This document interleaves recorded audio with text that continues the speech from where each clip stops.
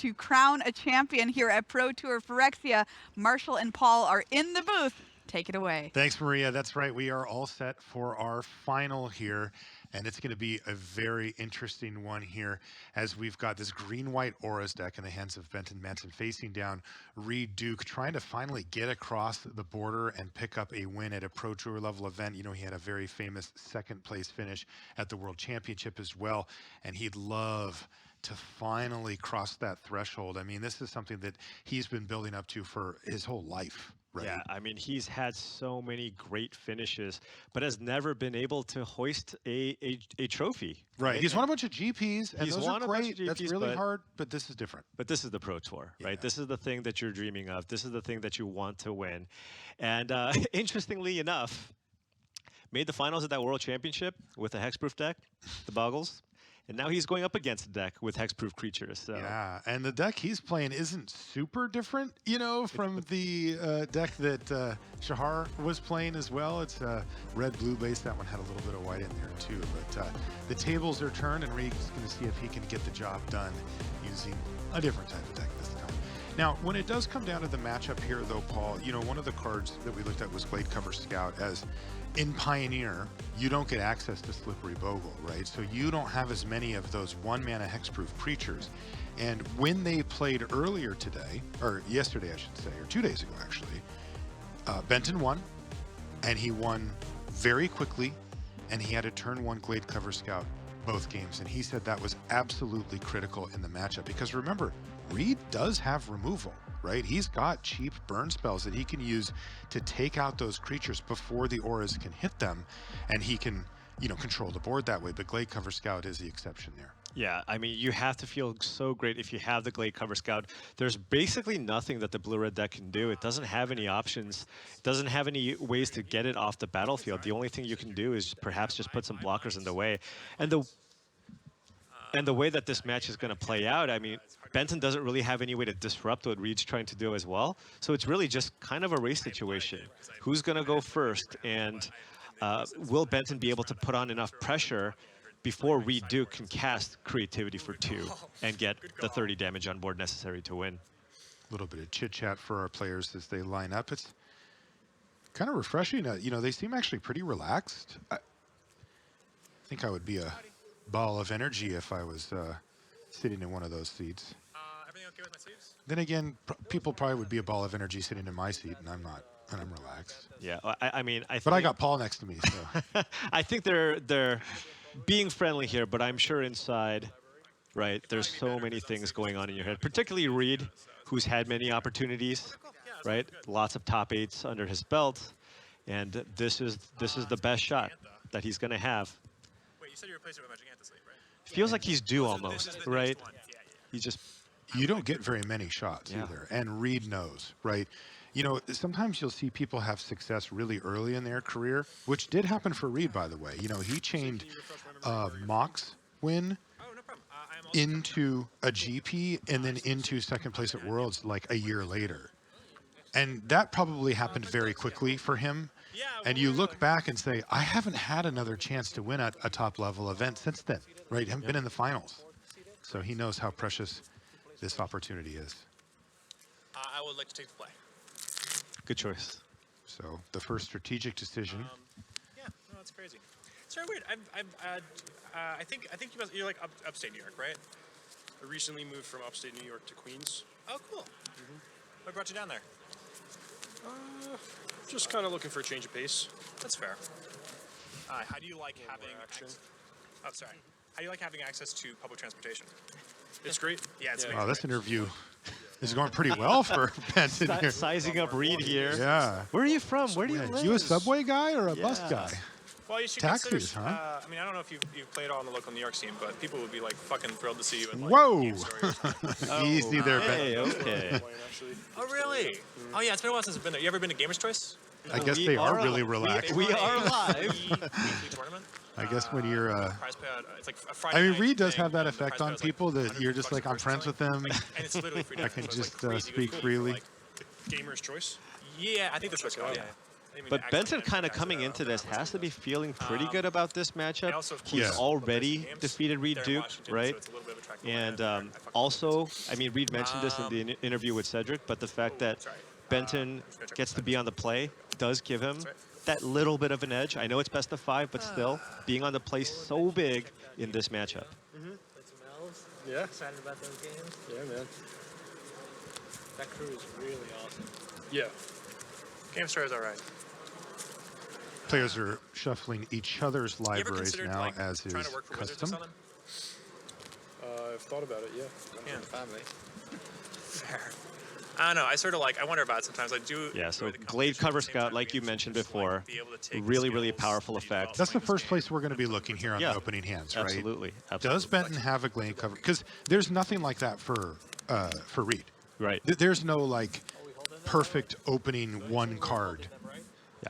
Skrelv also a very powerful card. I mean, it basically forces Reid to have multiple removal spells. Now, Reid does have 4 copies of Fiery Impulse, 4 copies of Fire Prophecy to get the Skrelv, but this just means that Reid has an extra layer of things that he needs to get through before being able to kill some of the payoff creatures that Benton has in his deck. Cards like Light Paws and SRAM.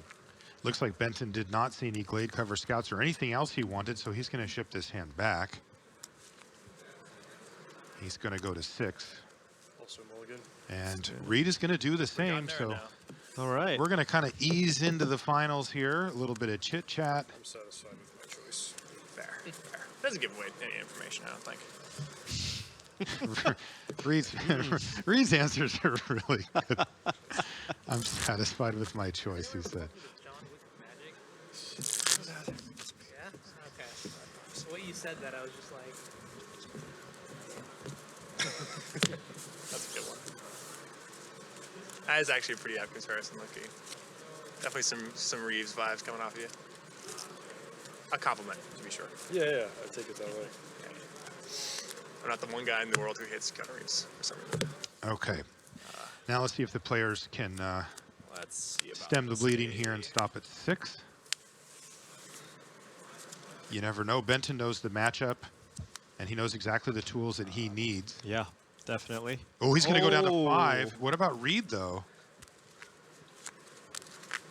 Gentleman's mulligan, or I see lands and spells, Paul. Lands and Spells, classic combination. Reid's Duke probably mulligans a little bit less. Ooh, that's a lot of lands. Doesn't actually. have a lot of interaction there and is on the draw. He is but- going to keep. Boy, that Spikefield hazard. That is rough. That has a lot of weight on it right now, but he is going to keep 6. Benton going down to 5. You know, we're starting to get into the danger zone. Even a deck like this that can still produce very powerful, very difficult to interact with draws on 5, it can start to get a little sketchy. Yeah, definitely. I'm sure he's thinking of the cards that he'd like to see. He's like, all right, Glade Cover Scout, 2 lands, 2 auras, let's go. Right. The mulligan rules favoring this type of deck. Oh, and how many lands are we looking? Oh, so we do have the 2 lands. Oh, there's the Glade Cover Scout too. So this is going to be a very easy keep. Can't really afford to go down to 4, but this is kind of an ideal 5 Right. on the play, right? Ethereal Armor and All That Glitters are the 2 fastest cards that he has to put on the Glade Cover Scout. So this is a really a great 5 here for Benton. Yeah, so And he's on the play too. right. So as long as Benton can just find a couple of auras off the top of his deck to really make it so that the Ethereal Armor and All That Glitters continues to grow. Yeah, he doesn't need much. They Yeah. work well with each other Right. and just anything. You know, at that point, I mean, not to be greedy, but you start thinking about the cantripping stuff, right? Just, it's an aura, but I get more cards. Just start seeing which way my saves are.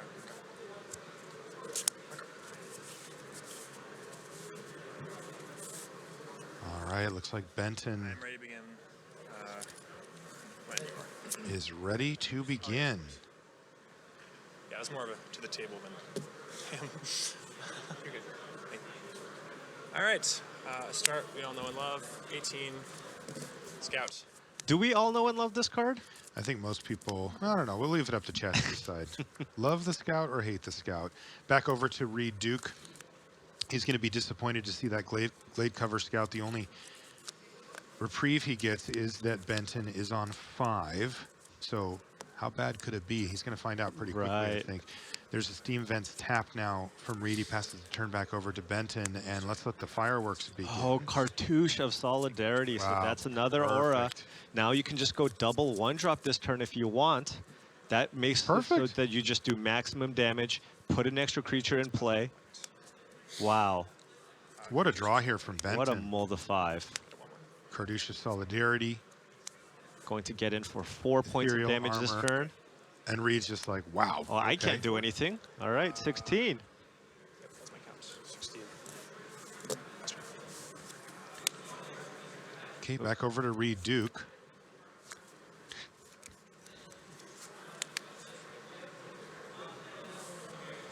Yeah, Spikefield Hazard not going to be doing a whole lot here. So not Phoenix, huh? Sure. Just has Fable of the Mirror Breaker, pair of those in play. But I mean, Benton's got a lot of pressure here. Even if he doesn't draw any other auras, you cast that, all that glitters, all of a sudden you're looking at 9 damage coming in this turn. Wow. You're at 16. Benton has to consider the possibility of a counter spell here, though. Is that something that he has the luxury of playing around? I at all? don't think so. I mean, Reid does have 2 mana. Maybe, I mean, if he drew a 1 mana aura, but you just have to think about the clock. And then also consider Fable of the Mirror Breaker, that Reid is very likely to play on turn 3, as this the only thing he can do to put a permanent on the battlefield that gets in the way of these creatures. Spell Pierce and Make Disappear. Yeah, he is actually thinking about both Spell Pierce, which there's only one of, but also Make Disappear, which he's got the full 4. Makes sense.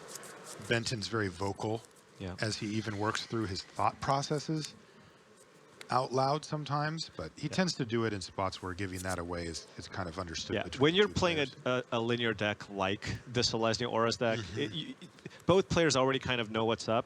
So he can just clearly just state what type of cards Reid can have I would like to cast. while he's thinking. And he is playing around a potential counter spell. Oh no, never mind. Tap the 1. He did. He kind of changed his mind there. All that glitters hits, and Reid Duke just has to say, okay. Spike your 1/1. And this is not Okay. where Reid Duke wants to be. Spikefield Hazard on the 1/1, making it 8 damage. Down to 8 he goes. All right, and so Fable of the Mirror Breaker chump.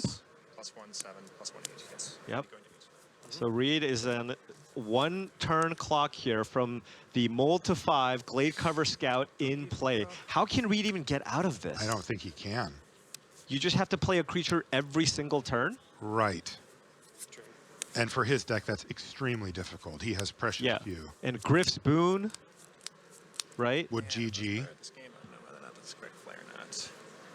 Hammer, oh, can't cast Hammer Hand. Josh. Warbriar Blessing. He's got 2 copies of Sentinel's Eyes, it looks like, Paul. Yeah, and 4 copies of Audacity, too, would be fantastic. But yeah, I mean, But he's just going to pile just it on. beat down, chump. Yeah. Reid has another Fable, and he can look 2 cards deeper with the Fable in play. So take that to chapter So 2. can he just continue finding blockers? Remember, Fable does go to chapter 3 next turn. That's another 2/2. You're right. You're right. If Benton can't find a way to give the Glade Cover Scout flying or trample, Reid might be able to string together enough chump blockers, find a window for a big score, and then go for creativity if he finds one. My question is the Glade Cover Scout or the World Spine Worm going to be bigger by the time he does that? That is fair. Okay. I could be, I'm hearing whispers of madness in my mind. That would be appropriate for this set.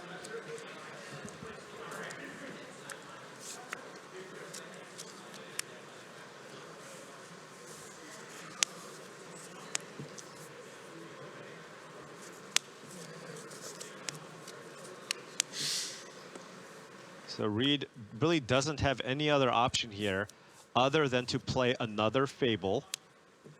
That's another blocker. So that's a blocker for 2 turns that he has set up I don't hear it with the anymore. Fable in play. Yeah. Actually, 3 turns, given that he just played Yeah, 1 too. So it's a game plan. Can Benton find a way? He doesn't have much Nope. going on. He's got He's just- Secret to the Key, Fiery this- Impulse. Reid's getting time, but he still needs to find. Oh, There's a SRAM, but that's a nice target for Fiery Impulse. that is.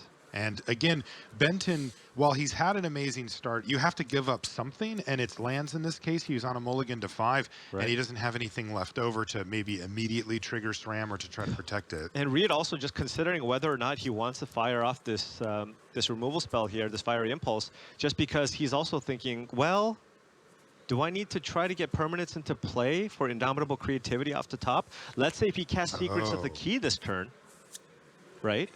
He can then flip the Fable of the Mirror Breaker if he top decks in Indomitable Creativity. That's the combo. Oh, sure. Okay. He's going to take the slightly more conservative route here and use Fiery Impulse. He figures, okay, at least for the foreseeable future, I have this Glade Cover Scout covered. One way this game could completely get away from me is if SRAM's still there. Right. He doesn't want to go for the narrow case scenario, but still, he's in a very risky position here, no matter what. Is that another Fable? Blockers for days. And it's funny, they're just alternating. Right. Well, keep in mind, too, if somehow Reid can find a way, it looks like Reid may have another Fable in hand. And if that's the case, then Reid doesn't have to chump block with the Reflection. And then on the next turn, the Reflection can start copying 2/2s to chump block, right? Yeah. So then that puts the pressure on Benton to find a way to get Glade Cover Scout through. Put a way to put flying onto that thing, give it trample. That's the only way. Reid knows he can't play this game forever, but this is a way that he can stay alive. And he has a Make Disappear in hand, so now he's got to be feeling safe because a Griff Spoon off the top won't do it. Wow. How is Reid even still alive at all? Sentinel's Eyes, pretty irrelevant here. Yeah, he put one on a few turns ago. It doesn't change the clock, though. He already had a lethal threat. I cannot believe that Reid is even still in this game. I mean, you have 4 Fable of the Mirror Breaker, right? Just draw all of them, I guess. Yeah. Get in the way and just hope Benton doesn't find a way to no evasion force damage whatsoever. through. Yeah. It's a lot to ask, but so far, Reid is still here.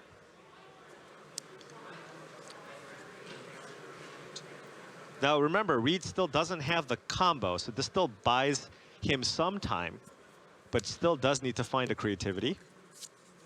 Reid's going to chump block once again with the Shaman, and Benton just passes the turn back. Wow. All right. Reid's still alive. These top decks, though. Yeah, definitely gonna want to keep that Make Disappear in hand. He found Fire Prophecy. That's not going to do him any good. Probably rummaging that one away. Don't care too much about that. This one. So is he set up now for infinite chump blocks?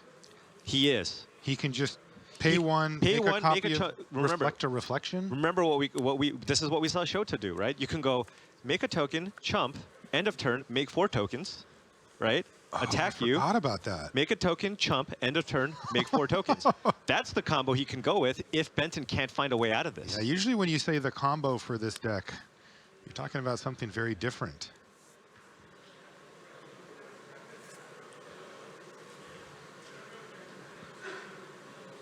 Looks like Reid traded a removal spell for a removal spell here with Fire Prophecy becoming a Fiery Impulse. He's going to pass the turn back again. Combat. And Benton's going to go to combat. Here we go. Make a 2/2. Copy of this one, and then block with the copy. Get in the way. He's still alive.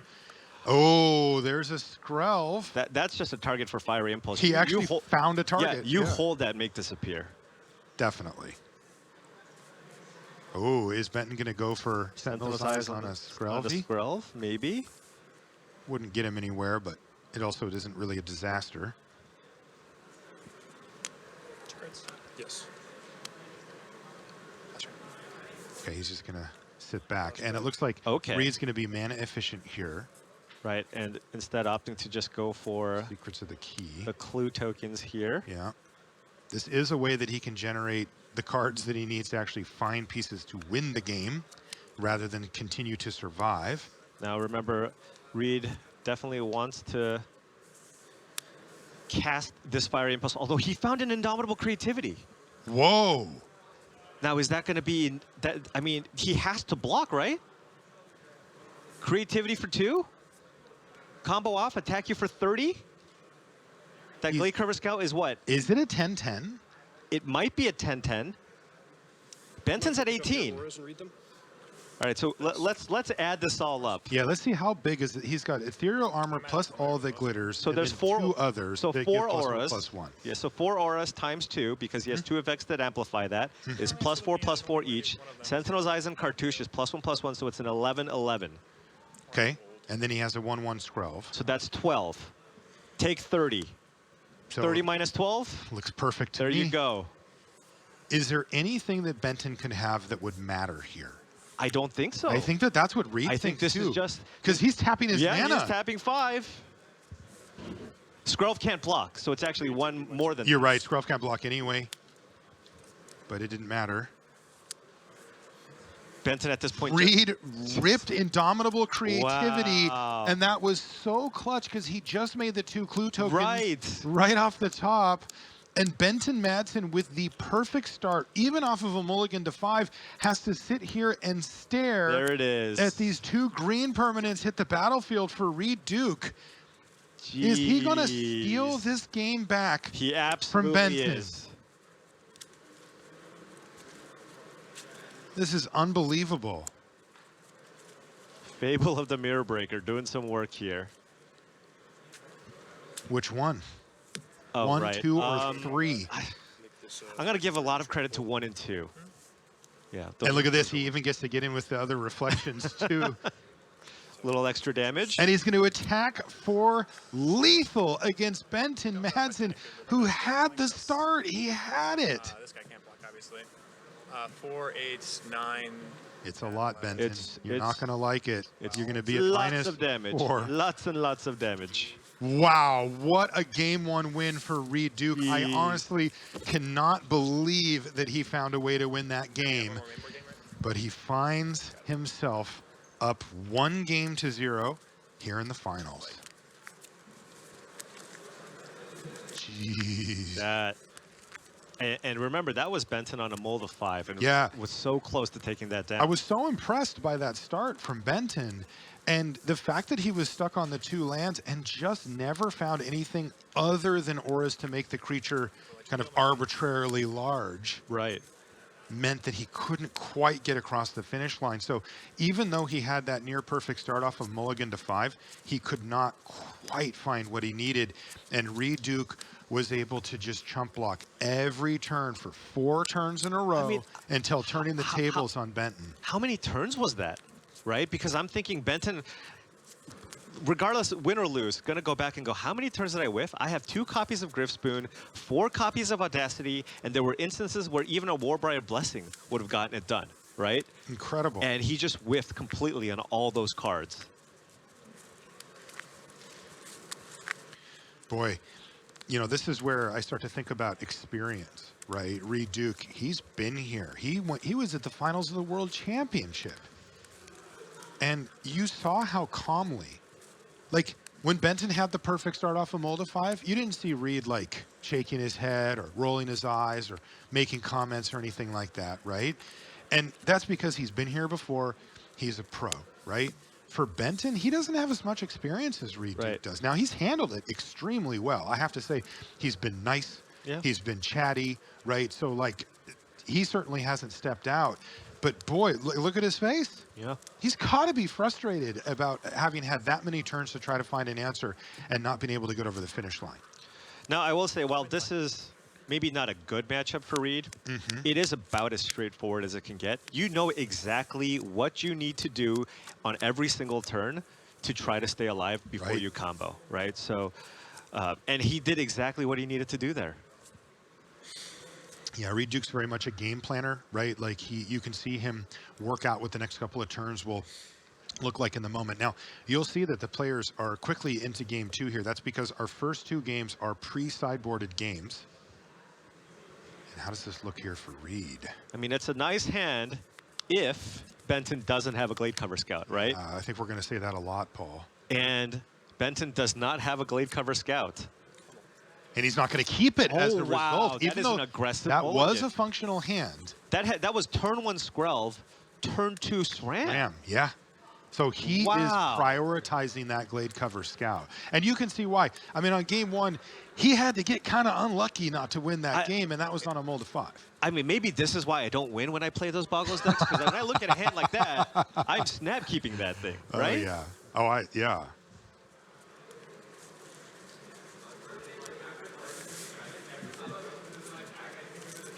Benton going deeper into this rabbit hole of mulligans, looking for the perfect opener, and by that I mean a Glade Cover Scout.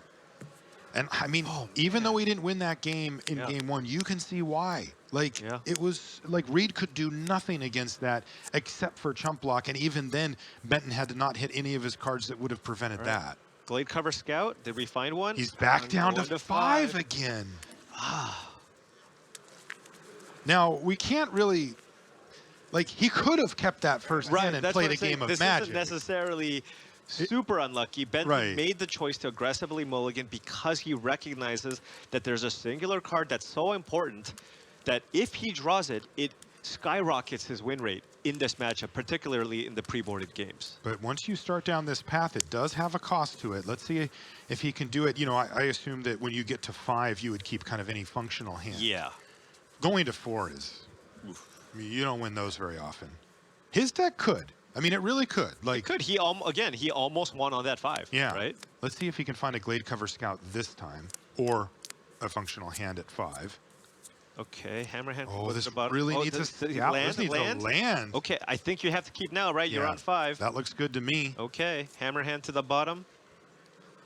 And it is a vulnerable hand, though. Absolutely. There's a fiery impulse. And Reid has 2 fiery impulses. Yeah. Right.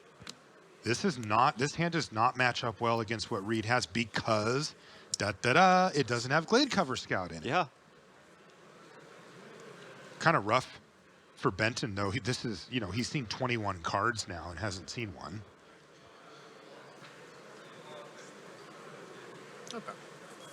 Okay, Benton's going to keep. So the hand goes down, and then, well, he's going to think about it. Can he even cast the Hammer Hand? Wow. Are there mana confluences? What am I hoping to draw with this, right? There are mana confluences. He's thinking about what could I draw, yeah. Yeah. Slide that to this guy. And again, we get a little insight into how he's thinking about it. Yeah, I'm going for it. Oh! Oh! Jeez. Thinking he's like, okay, Reid's playing a deck with 8 removal spells. Wow! I cannot win just off a naked SRAM on the play. He's right. He is right. But I don't know how you can go to 4. Like, Glade Cover Scout go and then just not do anything the rest of the game? 2 lands, maybe 1 land? Glade Cover Scout? Couple of auras? 2 ethereal armors? 2 ethereal armors? Is that enough? Drift Spoon off the top? I don't know. Whew, okay. Wow. I mean, given Reid's hand, I don't think there was a chance he could have won with that hand. It was really I agree. I would have kept it in his seat because you got to, give yourself a shot. But Scout. No. I mean, this is almost the same hand, right? It is, but he's now you're on 4. You have to keep, and you're just on what, 2 lands, a Skrelv and a SRAM. Should be an easy one for you.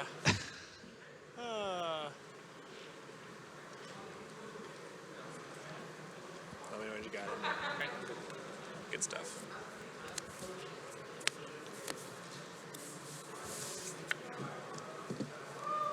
Turn. Passes the turn back. All right. But Reid has double 1 mana removal spell, so this is going to be bad times for Benton.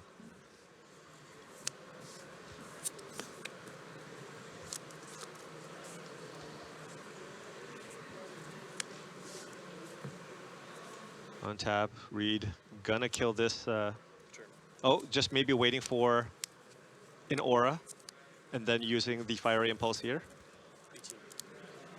That you are. I suppose he does get And keep a up counter bigger spells. tempo advantage by doing so, but you know, you don't want to give him. But because he has the make disappear, you want to be able to counter, and then fiery impulse potentially. I see. Options open here for Duke, and now. And now you probably want to fire it off. He did. He did, he says, and so no creatures on the board here, and a light pause in hand. Now, That is the type of card that you can get something rolling with. Right? If Benton goes land, If he light draws pause. a land here, untap land, that is. No, All right, well, he's this going to is- play light pause, and it's going to get disappeared. It is definitely disappearing here. But now Benton's got some draws, right? He's now Reid is out of interactive spells. Yes. And he did draw the Xenagos, so needs to find a way to shuffle that one back in for the combo. Okay. Right? He's got big score and a land, so that is what Reid wants to do on this turn. He's hoping that Benton doesn't find a threat just because it makes it kind of easy mode for him. Right. So he's got big score and the creativity and the mana to cast creativity. But again, because of that Xenagos, needs to find something like a Valakut's Awakening or a Fire Prophecy to shuffle it back in. Also, of course, we've seen this before. You can hard cast it. Yes. Looks like he's found another copy of Light Pause. Okay. But And he this one's going to hit. He is empty-handed. Yes, he did have to play his land, his Temple Garden untapped there to play around another copy of Make Disappear, which wasn't there, but smart play there from Benton. Yeah, you could remember also you can just creativity for one and just put a World Spine Worm into play. True, Right? that's true. And then you can just cast the Xenagos on the following turn. Oh, with and attack treasure? for 30. Yeah, When 15's not enough. that's right. And an against opponent with effectively no interaction and no cards in hand. Yeah. That actually sounds just All fine. right, it's time to get the worm. Yes, the Xenagos is in your hand. Oh, Benton. Check out the big brain on Benton. Yeah, well, Yeah, that is a good guess, Benton. You are correct. again, they are very familiar with this strategy. They literally named their team name Yes. after this combo deck. Yeah, this is one of those interesting spots where Benton probably has really deep knowledge about his opponent's deck, right? You Right. usually know how the decks work and what the key cards are, Yeah. but he snapped that off, right? Yeah. He's like, oh, you must have Yeah. that in your hand. I know what you have. Because you would not cast this if you had the worm in your hand just Right. to get And Xenagos with the on big battle. score, you could have discarded the World Spine Worm and it would have gotten shuffled back in. Hmm. Huh. Really, I did play to that. What do you find a SRAM? No. Lamau, that's funny. Benton's taking his bad beats well here, and we're going to see that treasure go away for Boom. Xenagos and 30. You Reid Duke is up 2 games to 0 here in the finals of Pro Tour Phyrexia. Big, deep breath for Reid, and you see I've loved that deck so Benton much. still talking. Reveal like a baby. I think he was saying that he loves the deck that Reid's playing. I like Right. Soul Notes, right? Yeah, I mean, again, probably one of the decks that they considered. They played this deck a ton, but thought that the metagame would look slightly differently and chose the decks that they did. Of course, just doing incredibly in this event, right? 2-person team, one making it to the finals, the other making it onto the top 4. 3-person team, excuse me. Yeah, unbelievable. And I mean, they must look at each other and go, "How did we, how did we do this?" Right? I mean, that's an incredible result. Getting 2 players into the top 8, even from one of the super teams, you know, that have 15 people that are all full-time Magic pros, etc. That's an accomplishment to get 2 in, and they got 2 out of 3. yeah, absolutely. And I mean, I think you want to kind of look back on that mulligan, right? And I think Benton, likely correct. He's made it this far, of course. But I need Frank Karsten to maybe run some numbers for me on the chances to find that scout and how that affects your win rate. Because, yeah, that was game 1, again, excuse me, that first hand looked completely playable, right? Completely playable. For sure, something that you could consider keeping. He shipped it back, waited for the Glade Cover Scout, and was just unfortunately unable to find it in what? 3 mulligans? Yeah. That's a lot. He saw a lot of cards and couldn't find it. Ultimately, was not able to get the job done. Reid Duke picks up game number 2. We are going to take a short break here from our finals. When we come back, though, we'll actually be at Maria at the news desk with a special guest. Don't go anywhere.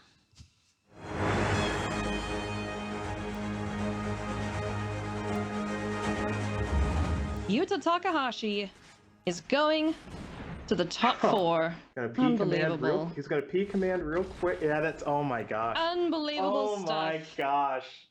And look what it means to Yuta Takahashi. Yes, You give me did that it. emotion. You You did did something it. unbelievable. He will not be interacting. It's going to be Dragon's Fire from 0-3 to 10-0. Yuta Takahashi is your world champion. Oh my God. He can't believe it. He's staring at his screen because he can't believe it. He won. He's the world champion. Yuta Takahashi from Japan. Incredible.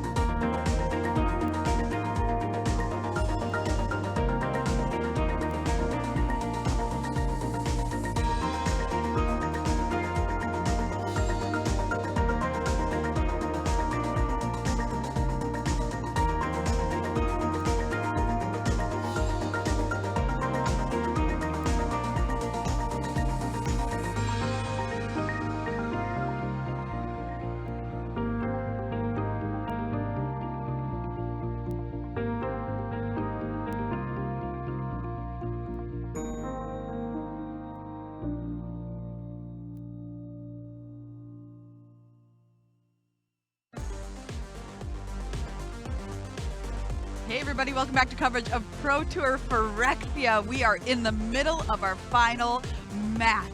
And in just a couple of minutes, we're going to have former world champ Yuta Takahashi here to reveal something pretty special. But first, a first look at March of the Machine.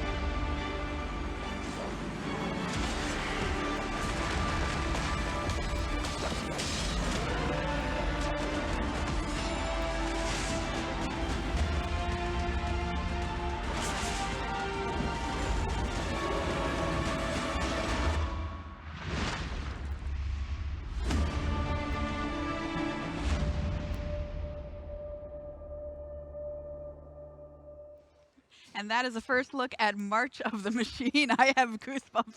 That looks awesome. Is anything going to be left? I guess we're going to find out.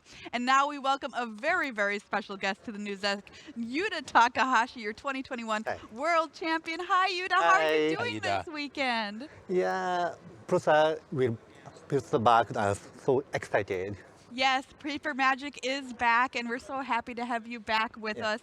And you're here for a very special reason, to reveal your preview card, to preview your card. Your my card? Yes, your card. That you got to design, help design, because you are our former world champion. When you were getting the chance to, when you won the world championship, what were you thinking when you thought, I might get to make my own card? It that means I will be part of the history of Magic.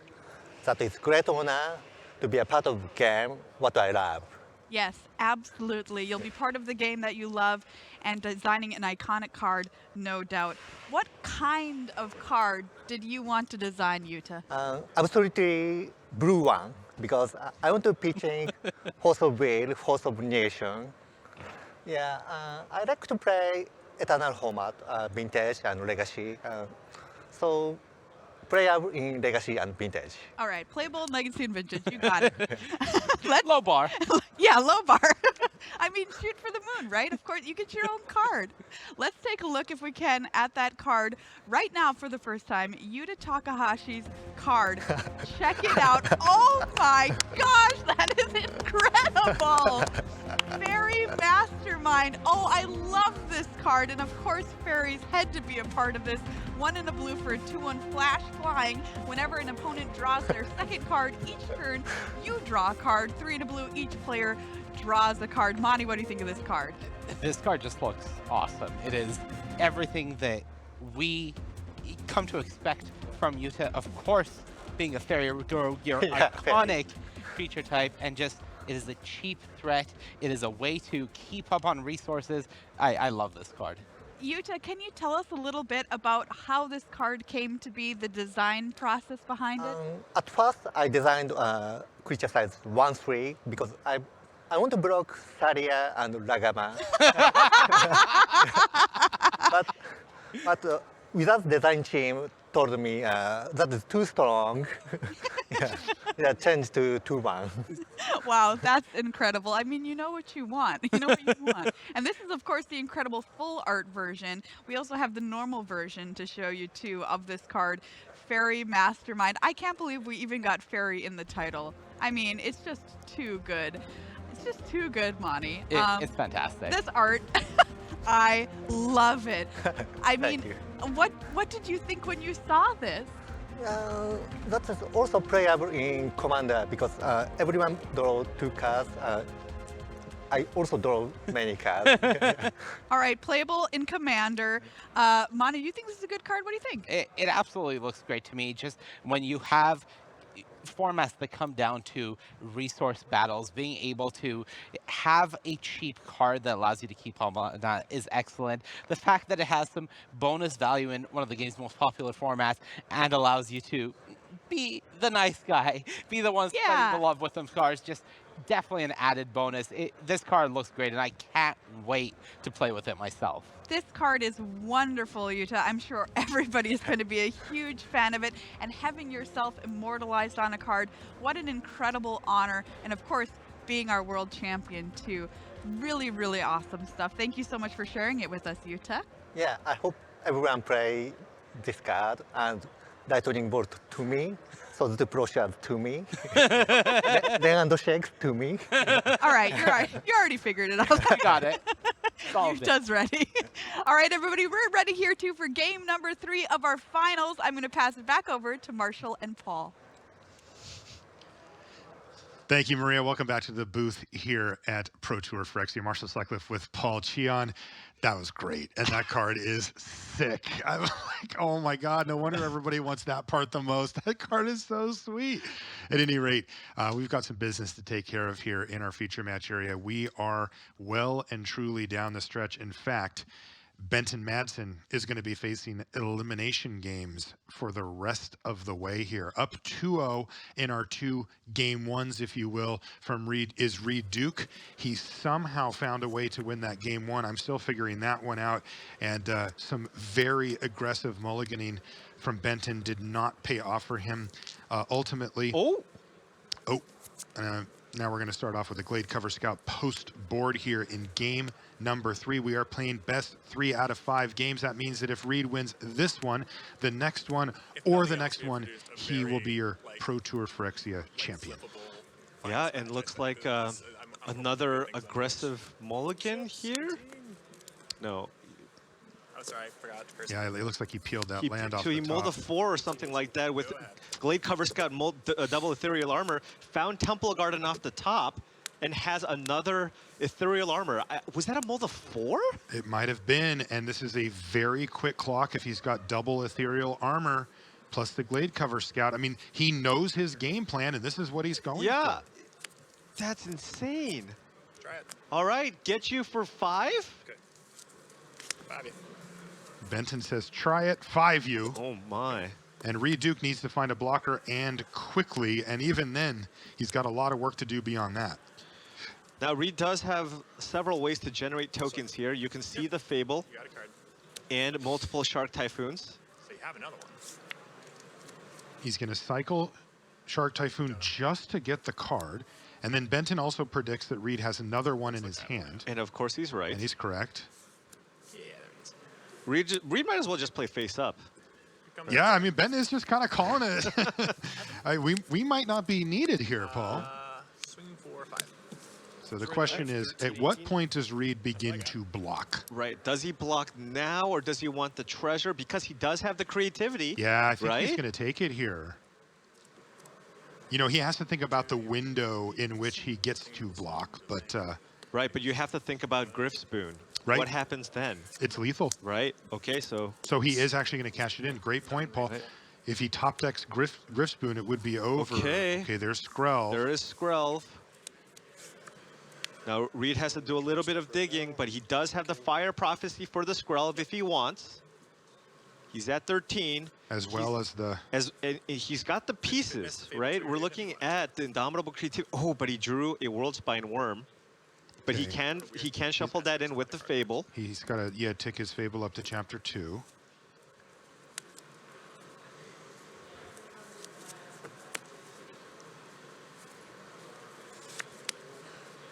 Oh, Reid also has a Spikefield Hazard if he wants to kill the Skrelv. Okay, so I'm gonna finish resolving this. Draw 2 and then you this. shuffle. Yep. Correct? Is that correct? That is Yeah, how you can tell that Benton has played that deck a lot. When your opponent plays your deck for you. Yeah. Reid, of course, doing what he's supposed to do as well, but Benton very well acquainted with the format and the deck, even in Reid's hands. Yeah, well, I mean, Benton's really not playing a deck where you can hide any information anyway. So Yeah. I just see what you're doing here. Yeah. I'm obviously not representing anything. You know I have no instant speed way to interact with what you're doing. So let's just talk through what you have. On both Yep. sides now. Yeah, I know exactly. Reid deep in the tank here. He discarded Not even the other necessarily Shark needed it, Typhoon. but Spikefield doesn't hurt.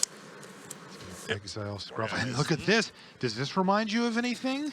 And now he's got that creativity here, so he can just perhaps take this attack, right? Attack 4 or 5. He's not going to block this time. He's not going to block. He's going to take it, flip the Fable. If he has a land, he does have a land. Creativity 4/2. As long as he doesn't draw Xenagos or the World Spine Worm, Nothing happens. Reid should be able to win. Wow, Reid Duke is setting up the victory here. He's the Emperor's voice, very important. This could be over very quickly. Go ahead. Reid falls down to 8, draws his card for the turn. Just don't draw it. Does he draw a combo piece or no? That's really the only thing he needs to Would dodge. you like to show me a worm and his dad?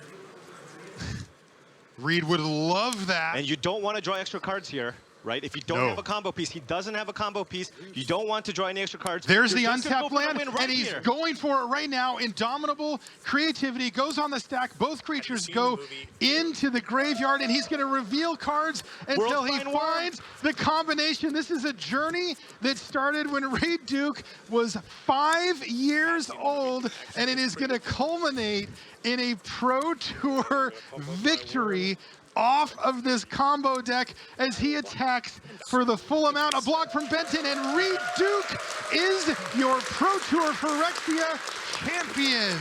30U. 30U. Unbelievable 3-0 performance for Reid Duke. He has dedicated his life to Magic the Gathering. He has played since before he knew how to read. And now he's a PT champion. You can see it settling in for Reid right now. I can't believe, I would have no idea what's going through his mind right now. The hours, the years he's poured in, and also having gotten so close before, he's got the job done. Reid Duke is a Pro Tour champion, Paul. Incredible from him. It's a big moment. Yeah. Incredible to see somebody who's poured every bit of themselves, his career, into this game. Everything he's ever done in his life has led up to this moment when it comes to Magic the Gathering, and Reid Duke just got the job done. He's a Pro Tour champion. Incredible to see. It's incredible. unbelievable. To see. I mean, he's had such a storied career, Hall of Famer, basically every accolade that you can toss on him, and finally he gets it done here. Pro Tour champion. I'm sure he had no shortage of fans coming into this top 8, and I mean, unbelievable. What a return to tabletop, right? Yeah, and you think back to 10 years ago, he's up 2-0 in the finals of the World Championship, mulligans to 4-5, and it all falls apart for him. It's redemption now for Reid Duke, and Reid is with Cedric Phillips right now. I am here with our Pro Tour Phyrexia champion, Reid Duke.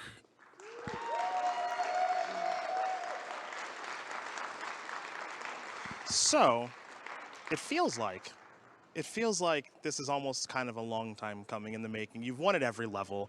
I've known you for a long time. I've covered you, and this is my first time covering you on a Pro Tour, technically. Plenty of SCG events, and we've run in the same circles for a while.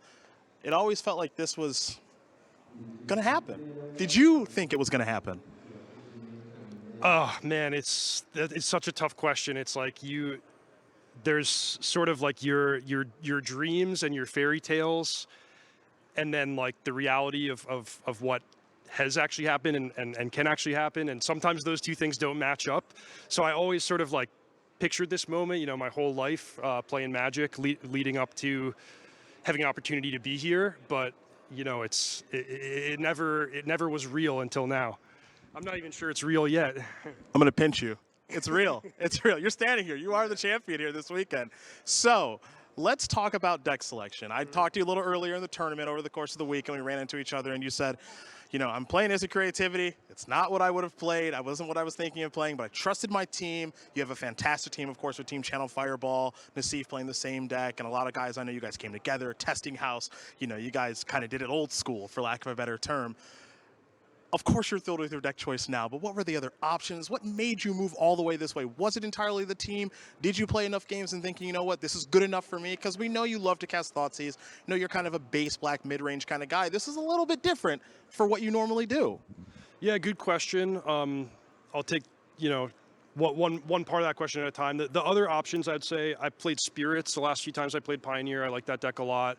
I love Rakdos. As you said, it kind of plays to my natural tendencies. And then I also worked a lot on Lotus Field and was considering playing that up till the last day before the tournament. But one thing about Pioneer is I think it's really balanced and you can sort of succeed with any archetype.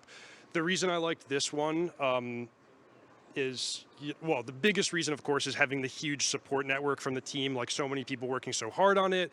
And I can't describe like how helpful it was for me to be able to finish a match and go talk to 5 or 6 great players about like, hey, how should I sideboard? I've never played against Enigmatic Incarnation. What should I do? So that's all part of it. But big picture, I like playing a deck like this at the Pro Tour. Because you have the control elements, you can kind of interact and take the game where you want it to go. But then also every once in a while, you just get to attack them for 30 trample, and those sort of easy wins or that way to flip the switch, that adds up over the course of a long event like this. Well, it has been a long event, and of course you prepared with a lot of people, so any shout outs, any thank yous, you've finally done it. You are a Pro Tour champion. I'm sure there are a lot of people that you're going to want to thank for the journey along the way. Yeah, man, Cedric, it's a lifetime of thank yous, really. I mean, going back many years to like learning the game with my brother Ian, my cousin Logan, and more recently the team and sort of being there neck and neck with Nassif, getting to the top 8 with the deck, and Mike Sigris specifically for being the champion of the creativity deck. But I'm just blessed to have like a great support network, both in my Magic life and outside my Magic life, and it really came through. I'm so grateful. Well, we are grateful to get the opportunity to watch you play, and we can finally say that Reid Duke is a Pro Tour champion. Marshall, back to you in the booth. Wow, incredible stuff there from Reid Duke. Paul, what's sticking out to you in the aftermath of this victory for Reid? Well, first, it took me a little bit to just put myself together, Yeah. just because we've really followed Reid's journey and a lot of these other pros, but just, it just felt like it was about time. We see him get it done, and especially with the return to tabletop. I mean, for me, it's just, we're back, right? We are back. This is the first event, but it's the first of many. That's and I right. can't wait for the next one. Awesome journey ahead of us. And wow, what a worthy champion to start things off. I mean, everybody knows it doesn't really need to be said, but, Reid's one of the good guys, right? He does things the right way. He works really, really hard. I remember one of my first interactions with Reid was when he made it to, we called it the Players' Championship, but it was a version of the World Championship that year, and he got spanked. He was last place in that field. And, a lot of reason to skulk around or to maybe complain about your luck. And what did he do? He took out a notepad and wrote down all the things that he was going to work on. That was in 2011. That was a long time ago, and he was a workhorse then, and he's never stopped working for this goal. Everything came together for him here in Philadelphia, and he took the win. So fantastic stuff. And as Paul said, we have so much more to look forward to. This is just the first Pro Tour of the season. We're going to sign off from the booth here for Paul Chiano, Marshall Cyclists. I want to say thank you so much for hanging out with us. We're going to send it back to the news desk and Maria.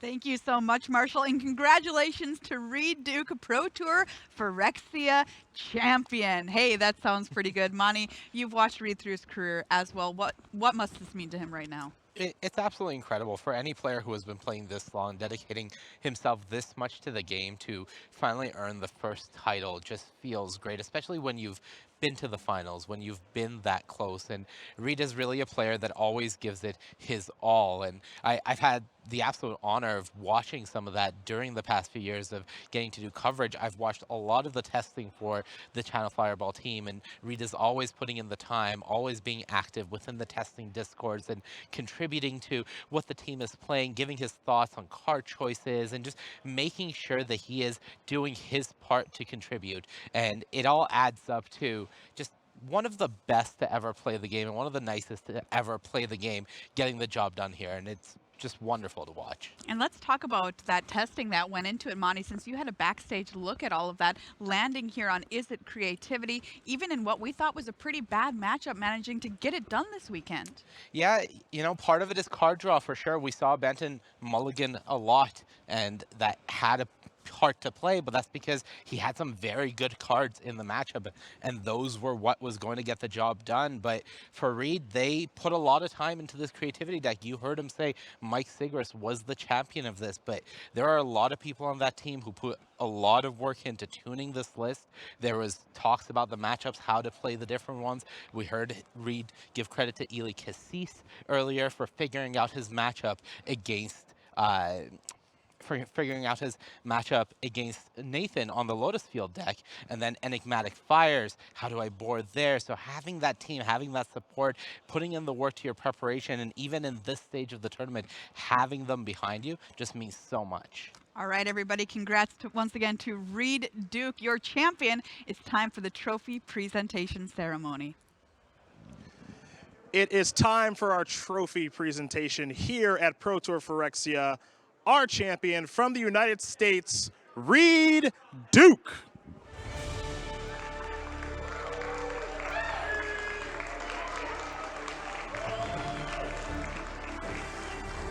Once again, your champion, Reid Duke.